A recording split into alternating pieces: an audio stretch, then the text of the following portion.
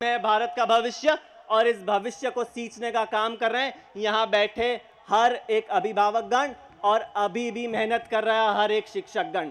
तो एक बार सभी शिक्षकगण एवं अभिभावकगण के लिए जोरदार तालियां। भगवत गीता के द्वितीय अध्याय के 47वें श्लोक में कहा गया है, कर्मण्येवाधिकारस्तु मा फलेषु कदाचन। अर्थात आप कर्म किए जाए, फल की चिंता मत करिए। आप कर्म किए जाए क्योंकि कर्म पर आपका अधिकार है, पर परिणाम पर नहीं। इसका अर्थ यह नहीं है कि आप कर्म करना ही छोड़ दीजिए। कर्म भी उतना ही आवश्यक है जितना परिणाम का इंतजार है। तो मैं कहना चाहूंगा, आज का युवा उत्साह से भरा हुआ है, युवा तेज है, युवा जिज्ञासु है, युवा के मन में प्रश्न है और उस प्रश्न को हल करना हमारा काम है। क्योंकि जब एक युवा जागरूक होगा तो अगली पीढ़ी जागरूक होगी और अगली पीढ़ी जागरूक होगी तभी तो भारत विश्व गुरु बनेगा। तो हमें ऐसे नागरिकों की आवश्यकता है जो प्रश्न पूछें, ऐसे प्रश्न कि मैं क्या दे सकता हूं इस समाज को, ना कि ऐसे प्रश्न कि मुझे क्या मिलेगा।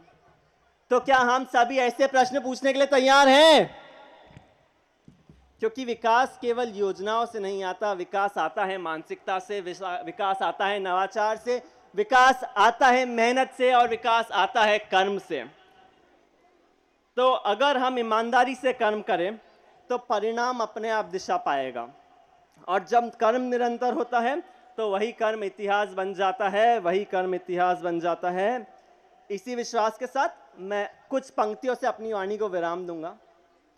मैं सत्ता नहीं, मैं समय हूं, जो मौन में भी हरदम सक्षम हूं।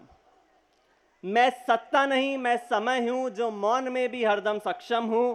मैं भीड़ नहीं, मैं चेतना हूं, जो प्रश्न उठे बस वही क्रम हूं।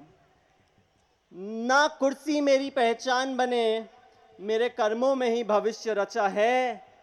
न शोर मेरा नारा है, मेरी वाणी में विवेक धरा है, मेरी वाणी में विवेक धरा है। धन्यवाद। जय हिंद, जय भारत।